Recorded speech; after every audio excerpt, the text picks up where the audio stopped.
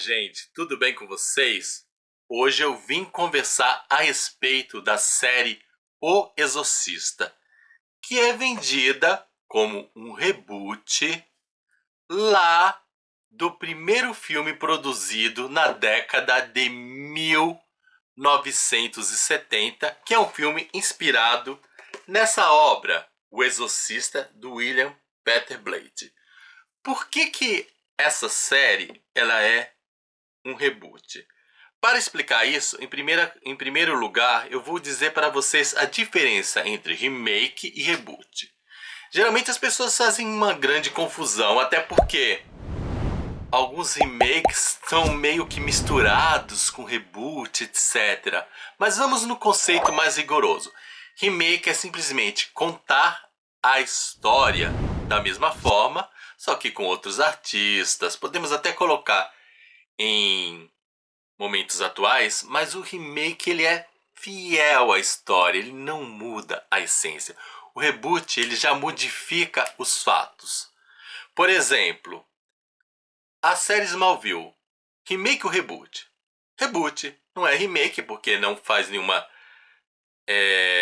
referência contando a história exatamente como ocorreu no primeiro filme do Superman, mas ele muda alguns fatos da história original do Superman. Exemplo, Lex Luthor. Todo mundo sabe que o Superman ele conhece o Lex Luthor na fase adulta.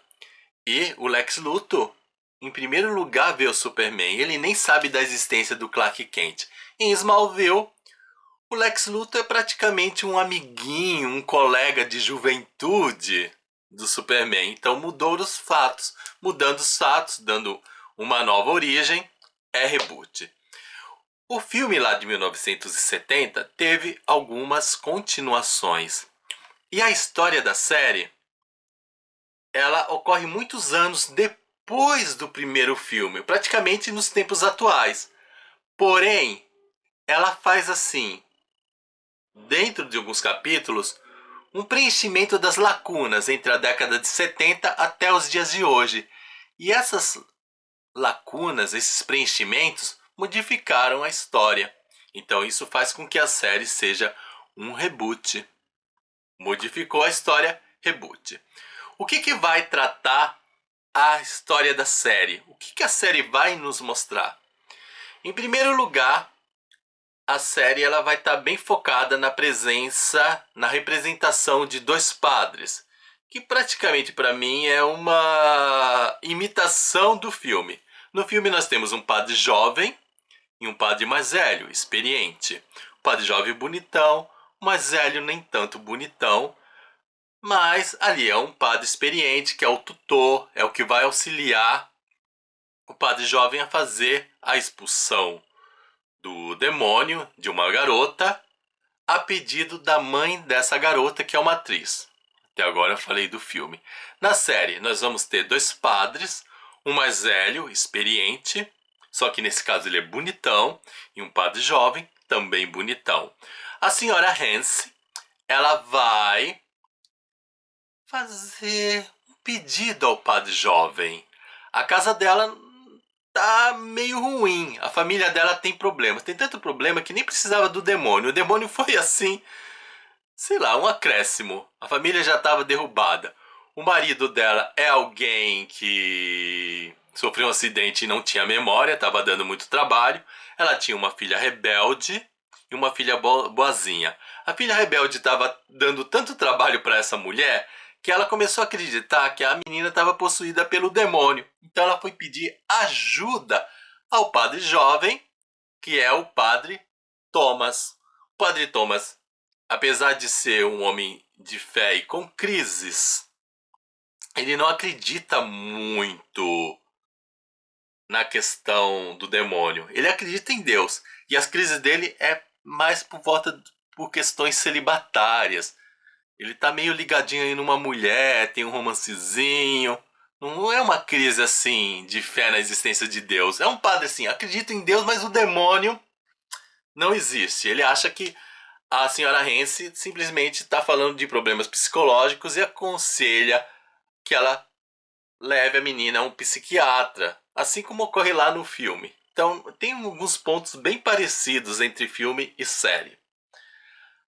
A senhora Hansen, ela não concorda que seja problema psiquiátrico.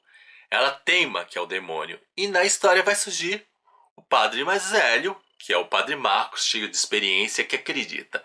A partir daí, nós vamos vendo esses dois padres atuando nessa família para expulsar o demônio ali presente. O demônio está ali presente? Tá, minha gente, mas eu vou lhes contar uma coisa. Não era bem no local da pessoa que a gente está imaginando. É uma grande descoberta. Descobrir onde o demônio estava ali presente. Chega a ser até meio que engraçado, né? Porque numa família que tem um homem desmemoriado, uma mulher preocupada, aflita, uma filha rebelde, uma filha boazinha, o demônio vai surgir num local que ninguém imagina. A partir daí até o pobre do padre Marcos, que estava duvidando do demônio, passa a acreditar. E o padre Thomas vai dando todo o suporte. Então vai surgindo diversos rituais de expulsão do demônio. Paralelamente a essa trama principal, nós vamos ver uma máfia que é composta de padres religiosos, pessoas de igreja, leigos e de demônios. Gente, essas pessoas se relacionam aí com o demônio e criam uma máfia. É uma história secundária. Eu achei engraçada, mas assim, não não me agradou. Pra mim, podia ter se focado apenas aí na história aí da família Hansen, já era suficiente. Eu gostei de ver que a família Hansen teve dois atores aí que foram importantes na minha vida. A senhora Hansen é representada pela Dina Davis, que fez muito sucesso nos anos 80. A princípio eu não reconheci a Dina Davis, porque a mulher envelheceu. Bonitona? Tá, bonitona. Mas envelheceu, então eu não reconheci. Eu sabia que ela atuava na série, mas eu fiquei... Quando que ela vai surgir? Depois que eu me dei conta que era a senhora Hansen. E tá uma coroa bonita mesmo. Embora não se pareça muito com como ela era jovem. E não me parece que a mulher tenha feito, assim, a demonização facial, o que seria adequado. E temos o Sr. Hansen, que é representado pelo Alan Ruck, que fez o Cameron, principal amigo do Ferris, no filme Curtindo a Vida Doidado. Quem é dos anos 80 deve ter assistido esse filme. E eu olhei pro Sr. Hansen, conheço esse cara, ele tem um rosto engraçado, mas quem é? Aí eu fui pesquisar Alan Ruck. Aliás, o único filme que eu lembro do Alan Ruck é esse, Curtindo a Vida Doidado. Depois eu descobri que ele fez uma porrada de filmes, mas enfim, só me marcou esse e foi legal ver. Achei que no filme o Alan Ruck não é que ele não tenha representado bem o seu papel de esquecimento, não tenha feito as cenas de terror de maneira legal, mas é que ele tem um rosto muito engraçado. Então, eu só gostei pela memória afetiva. Achei que ele não foi muito bem escolhido para esse papel. Já a Dina Davis eu tava achando maravilhosa, mas depois que eu descobri que a senhora Arance tinha um grande segredo, e esse segredo vai fazer uma ligação assim excepcional com o primeiro filme e vai fazer com que apareça um personagem que existe lá no primeiro filme, eu comecei a achar que a Dina Davis, embora tenha representado maravilhosamente seu papel, deveria ter sido representado por outra atriz que está bem viva. Mas enfim, eles não colocaram essa atriz que eu achava que merecia o papel.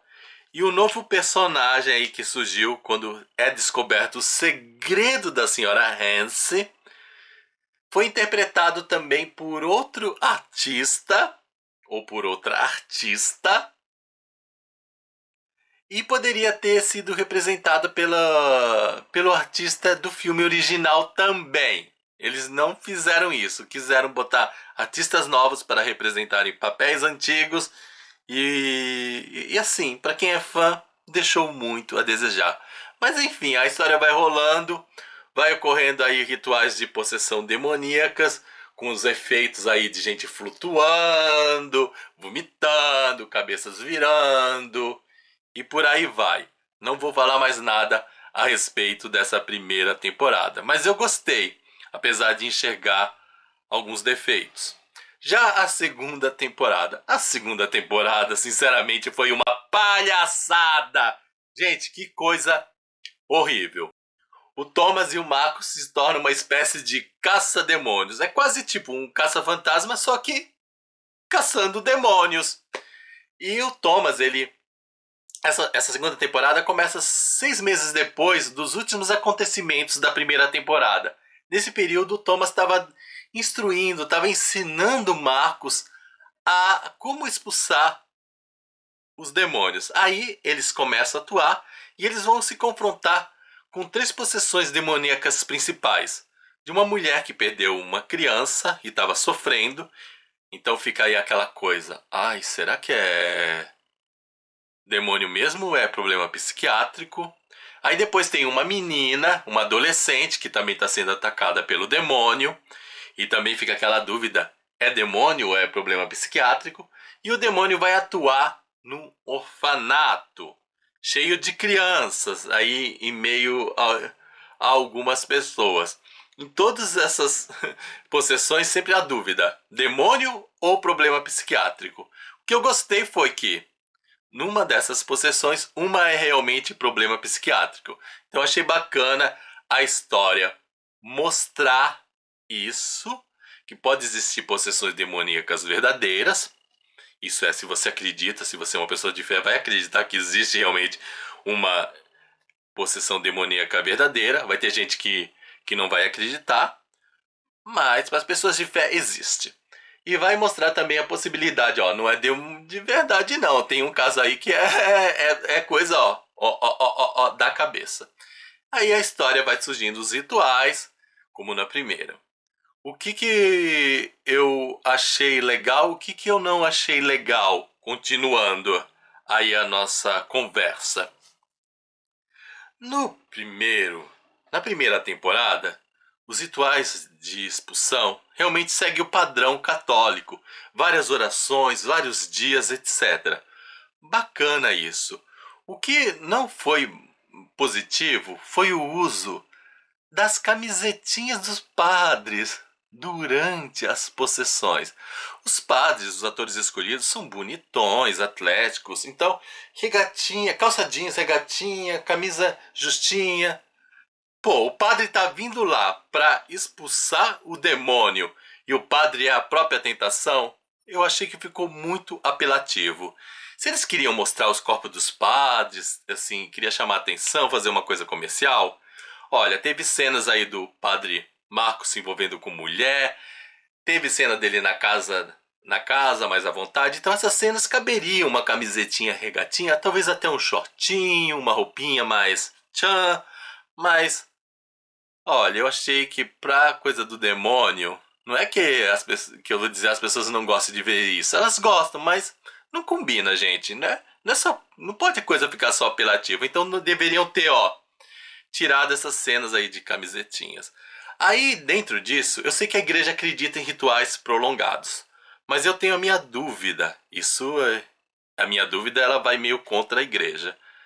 Por que essas possessões são tão demoradas se quando Jesus expulsava, ele só chegava assim e tocava a mão, já estava expulso?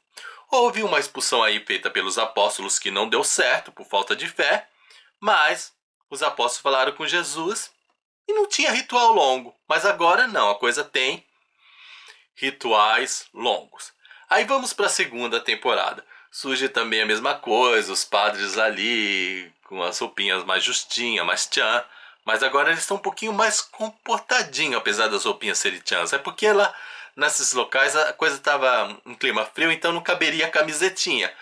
Pô, mas eles estavam com, assim, bem atraentes. Eu acho que não combinou.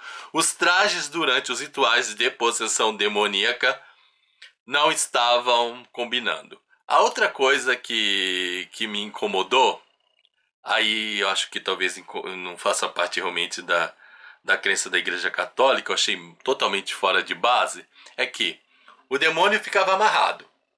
Ele não conseguia se soltar. Só que o demônio conseguia fazer objetos voarem, e fazer até os próprios padres voarem.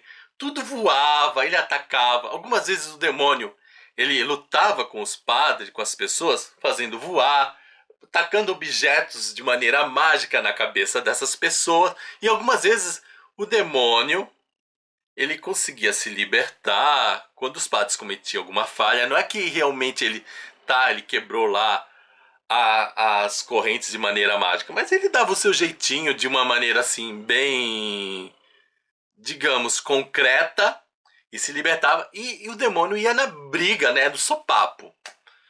Que isso, gente? Sopapo, briga. Até que realmente a sopapo briga dá até pra engolir. Mas, pô, um demônio que faz tudo voar não consegue fazer tipo uma faca então voar e cortar a corda? Eu achei que isso ficou meio forçado. Então a segunda temporada eu achei que tinha até algo que poderia ser legal, mas esses exageros aí e alguns diálogos prejudicaram. Então não é à toa que acabou a série. Ela foi cancelada. Talvez se eles tivessem seguido os primeiros rumos da primeira temporada, que não foi tão boa assim, poderia, né? Porque não foi boa a primeira temporada, mas teve coisa legal. Mas essa segunda foi a palhaçada pura. Então, eu não sei se eu dou graças a Deus de ter acabado a história, se eu digo infelizmente, porque da forma que terminou a segunda temporada, deu a impressão que daria pra ter começado uma terceira temporada legal. Deu um gancho, deu uma abertura pra isso, mas não sei, eu acho que eles desistiram de tentar. Eles viram, estragamos tanto com a segunda temporada, será que a gente vai conseguir reerguer o negócio? Não sei. E é isso, gente. Vocês assistiram o Exorcista? O que vocês acharam? Palhaçada ou coisa legal? Vocês acham que eu estou exagerando? Conta aí com a resposta de vocês. Gostaria de falar mais coisas? Gostaria, mas aí eu tenho que dar spoiler e eu não quero dar spoiler. Porque, gente, o segredo da senhora Hancy, isso foi bacana. Mas abafa.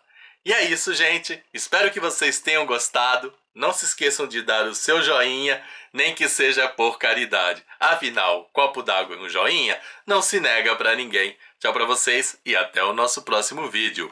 Fui! Our hearts beat to the city streets. We began to feel the fire. We rise like tall buildings as the